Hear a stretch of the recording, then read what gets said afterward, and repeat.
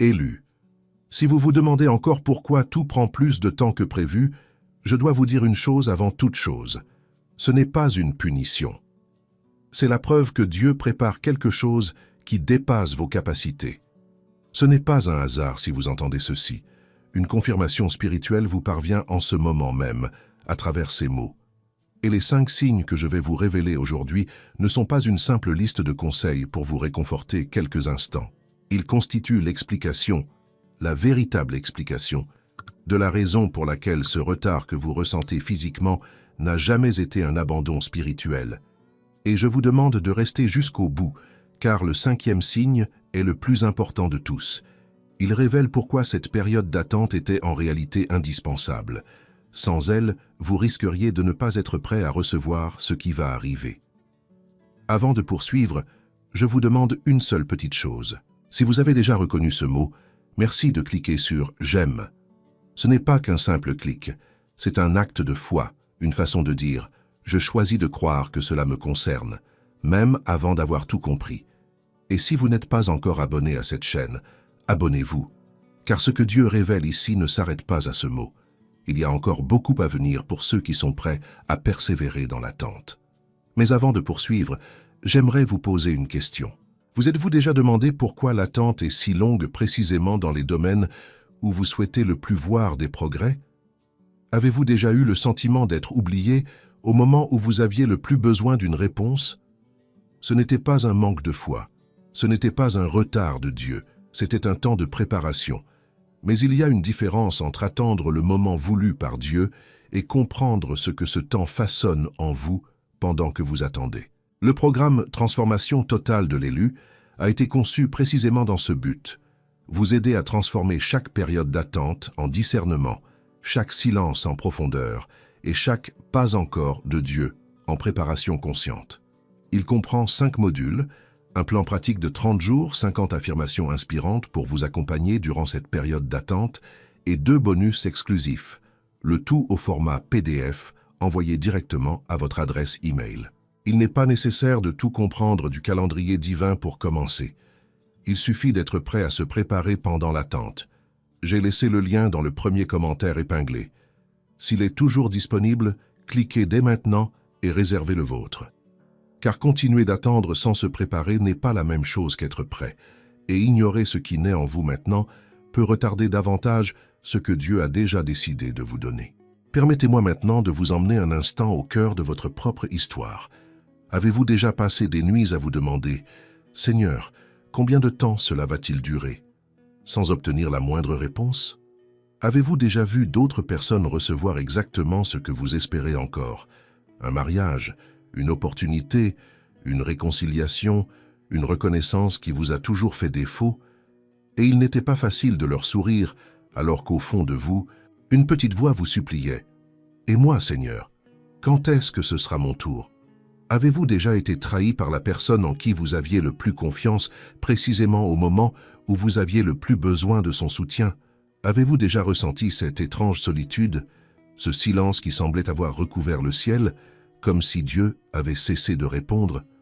Avez-vous déjà eu peur, une peur réelle, d'avoir laissé passer l'occasion, d'être arrivé trop tard pour la promesse qui vous était faite?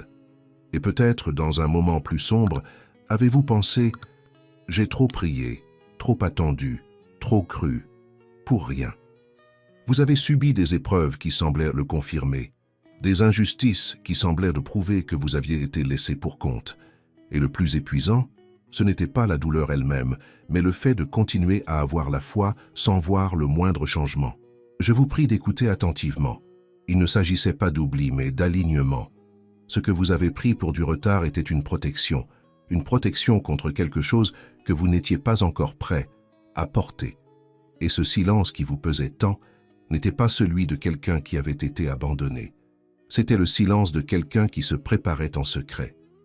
Dieu confirme rarement ses promesses par des feux d'artifice. Il ne crie généralement pas du ciel, ni n'écrit la réponse en lettres de feu à l'horizon. Avant la réponse visible, il laisse des signes discrets, une inquiétude persistante, une paix qui survient avant même que la solution n'apparaisse, une suite de coïncidences qui semblent avoir été orchestrées avec une précision bien supérieure à celle du hasard.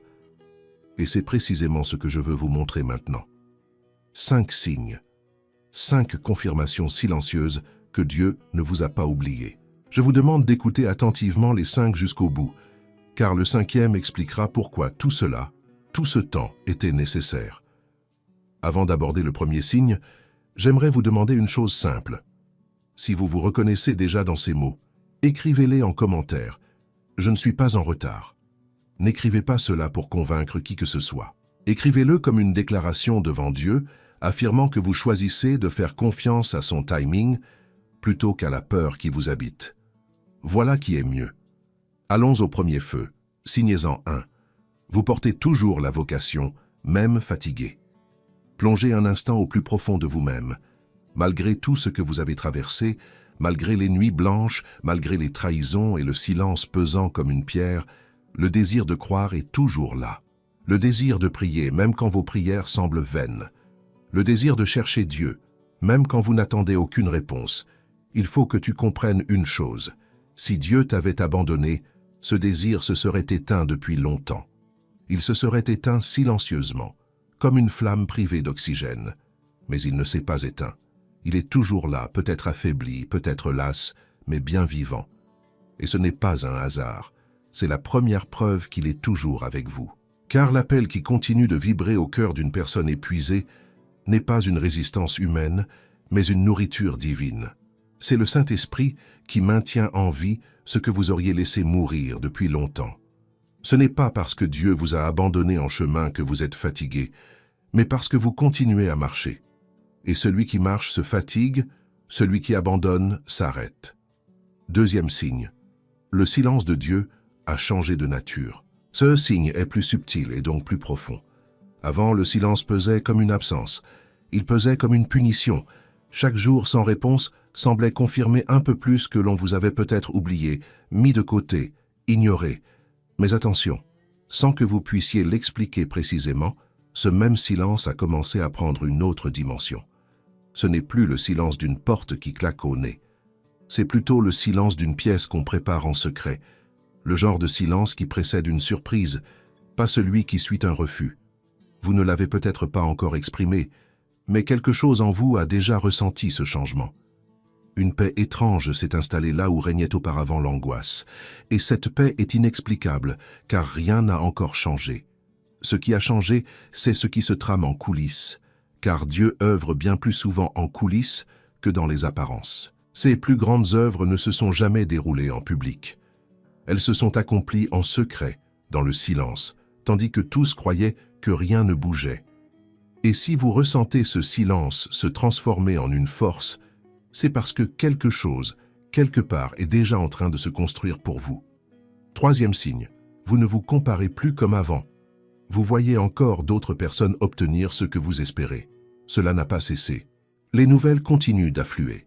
Un mariage, une opportunité qui se présente, une renaissance dans la vie de quelqu'un qui ne semblait pas la chercher autant que vous. Mais soyez attentifs à ce qui a changé en vous. Avant, l'amertume s'installait. Cette question lancinante surgissait. Pourquoi elle et pas moi? Maintenant, sans que vous ayez rien forcé, une paix étrange, presque inexplicable, s'installe. Une paix qui ne naît pas d'une résignation lasse, mais d'une compréhension plus profonde qui s'enracine en vous. Il ne s'agit pas de renoncer à ce que vous désirez. Il s'agit plutôt du Saint-Esprit, qui vous montre progressivement que votre cheminement a son propre rythme, un rythme qui ne saurait être mesuré par le calendrier de quelqu'un d'autre. Chaque moisson a sa propre saison. Et vous n'êtes pas en retard simplement parce que la saison de quelqu'un d'autre est passée avant la vôtre. Ce seul signe suffirait à vous montrer qu'un changement s'est opéré en vous. Mais 2 autres signes sont à venir, et je vous le promets. Ce qui va suivre expliquera tout ce que vous avez ressenti jusqu'à présent. 4e signe, de petites confirmations inattendues commencent à apparaître. Vous allez prêter attention à quelque chose qui se produit peut-être déjà, mais que vous n'avez pas encore su nommer. Un mot entendu au moment précis, venant de quelqu'un qui ignorait tout de ce que vous traversiez. Quelqu'un qui croise votre chemin sans explication logique et qui, d'une manière ou d'une autre, vous touche exactement là où vous en aviez besoin. Un rêve inoubliable. Un verset qui semblait avoir été écrit spécialement pour vous, cette semaine-là, ce jour-là, à cet instant précis où vous avez ouvert la Bible sans savoir ce que vous cherchiez. De petits détails qui, pris individuellement, paraissaient de simples coïncidences, mais qui, ensemble, dessinent un schéma désormais impossible à ignorer. Je tiens à ce que vous compreniez. Dieu laisse de petits indices à ceux qui sont attentifs. Même lorsque la réponse complète n'est pas encore arrivée, il ne vous laisse pas complètement dans l'ignorance. Il sème des indices, petits, discrets, faciles à manquer si vous ne les cherchez pas avec le bon cœur. Mais si vous avez déjà commencé à remarquer ces indices dans votre vie, ce n'est pas par hasard. C'est Dieu qui dit sans crier « Je continue de guider chacun de vos pas ». Et si vous n'avez pas encore remarqué ces confirmations, je vous invite à prendre un moment pour repenser aux dernières semaines. Elles étaient peut-être déjà là, attendant simplement que vous les voyiez. 5e signe. Vous ressentez un appel à faire davantage confiance au timing de Dieu qu'à votre propre calendrier. C'est le point culminant. C'est le signe qui change tout. Il ne s'agit plus de forcer les portes. Il ne s'agit plus de réclamer des réponses hâtives, d'exiger des explications, de tenter de contrôler un temps qui n'a jamais été entre vos mains. Il s'agit d'une confiance nouvelle, plus profonde, plus mature, plus authentique que tout ce que vous avez pu ressentir jusqu'ici. Une confiance qui accepte l'attente sans désespoir. Et je tiens à ce que vous compreniez pourquoi c'est le signe le plus important de tous. Il révèle que le retard que vous avez ressenti n'était jamais une erreur de la part de Dieu. Ce n'était ni de la négligence, ni une distraction, ni un oubli. C'était le temps précis nécessaire pour que la promesse arrive à point nommé et pour que vous soyez prêt à la recevoir sans être accablé par son poids. Car il y a une différence entre recevoir quelque chose trop tôt et le recevoir au bon moment. Ce qui arrive trop tôt détruit souvent celui qui le reçoit. Ce qui arrive au bon moment le fortifie. Et Dieu, dans sa sollicitude pour vous, a choisi de vous fortifier, même si cela a exigé du temps, même si cela a exigé de l'attente, même si cela a exigé des larmes qui semblaient interminables. Si vous avez ressenti ces 5 signes résonner en vous, l'appel qui persiste, le silence qui a pris un nouveau sens, la comparaison qui a perdu de son emprise, les petites confirmations qui commencent à se manifester, et cette confiance retrouvée dans le timing divin, alors je dois vous dire, vous n'entrez pas dans une phase de « finalement », vous entrez dans une phase de confiance mature. Dieu ne vous a pas fait attendre pour vous punir. Il vous a fait attendre afin que, lorsque la promesse se réaliserait, vous ne la détruisiez pas par immaturité, précipitation ou orgueil. Il vous façonnait sans cesse, tandis que vous pensiez simplement attendre, il développait en vous la force de supporter ce qui allait arriver. Avant de poursuivre, permettez-moi de vous rappeler une chose. Si ce message vous touche particulièrement, n'hésitez pas à le liker. C'est un petit geste, mais il a une portée spirituelle insoupçonnée. Et laissez un commentaire ci-dessous, même un simple « Amen ». Ce commentaire est une graine de foi que vous semez dès maintenant. Et si vous n'avez pas encore téléchargé le document que je vous ai laissé dans le commentaire épinglé, je dois vous le dire sincèrement, ne tardez pas. La transformation totale de l'élu n'a pas été conçue pour vous divertir quelques minutes. Elle a été conçue pour vous accompagner durant cette période d'attente avec un plan pratique de 30 jours et 50 déclarations qui vous aideront à préserver la confiance que vous recevez maintenant, avant que le découragement de la semaine prochaine ne tente de vous voler ce que Dieu sème en vous aujourd'hui. Le lien est épinglé dans le premier commentaire. S'il est encore disponible, téléchargez-le dès maintenant, tant que ce message est encore vivant en vous. Car reconnaître un signe sans se préparer à la suite, c'est comme voir la pluie arriver sans construire le toit. La révélation que vous avez reçue a besoin d'être conservée, et c'est précisément le but de ce document.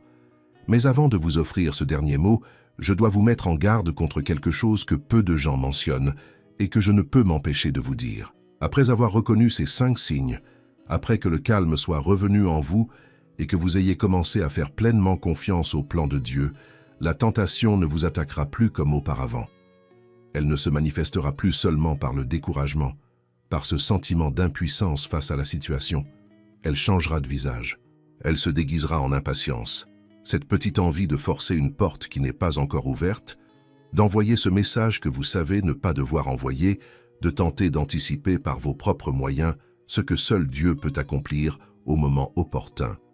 Elle reviendra comme une comparaison murmurant doucement « Regarde comme le temps a passé, regarde qui a déjà reçu, et toi, tu es toujours là. Elle tentera de te replonger dans cette amertume que tu avais laissée derrière toi.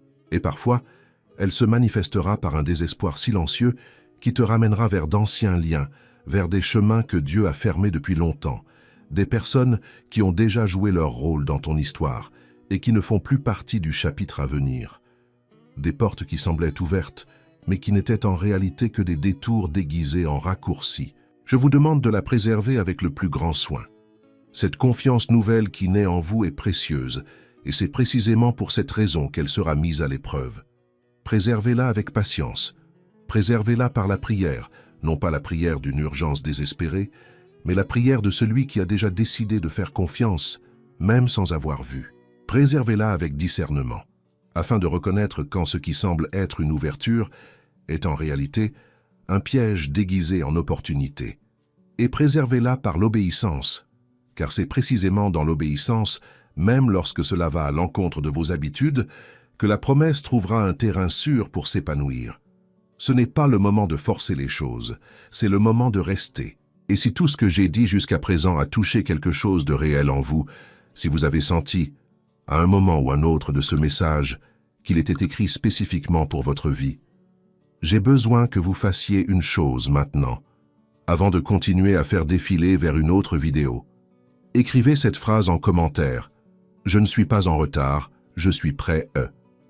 N'écrivez pas cela pour convaincre le lecteur. Ne l'écrivez pas parce que je vous l'ai demandé.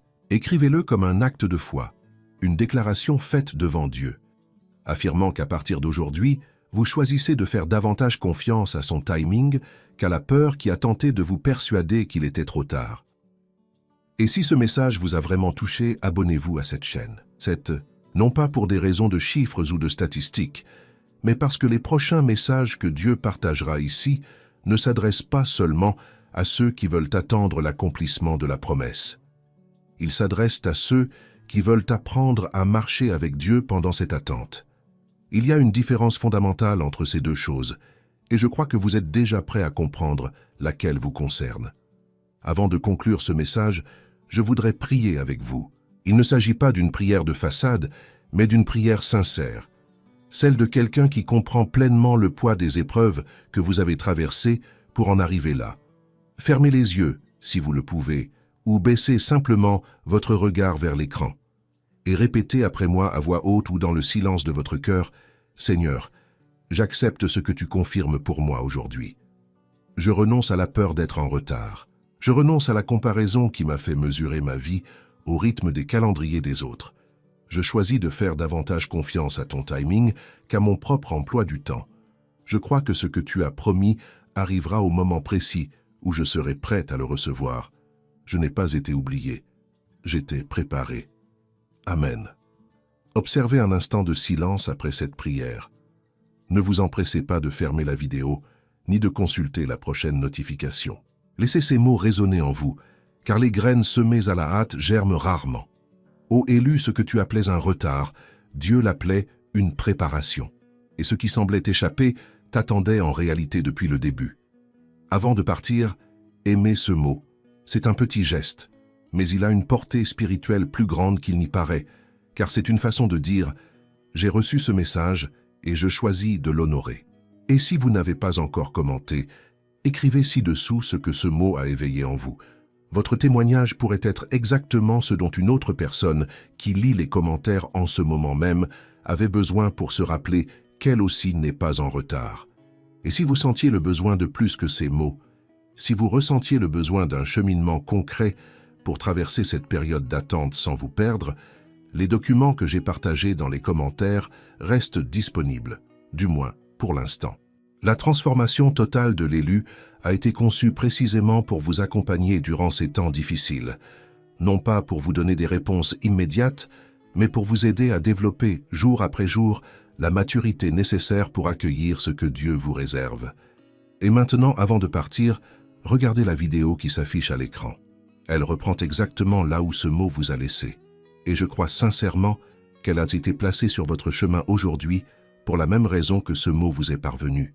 Tu n'es pas en retard. Tu es en train d'être préparé. Et ce que Dieu a promis, il l'accomplira pour toi, en son temps et à sa manière.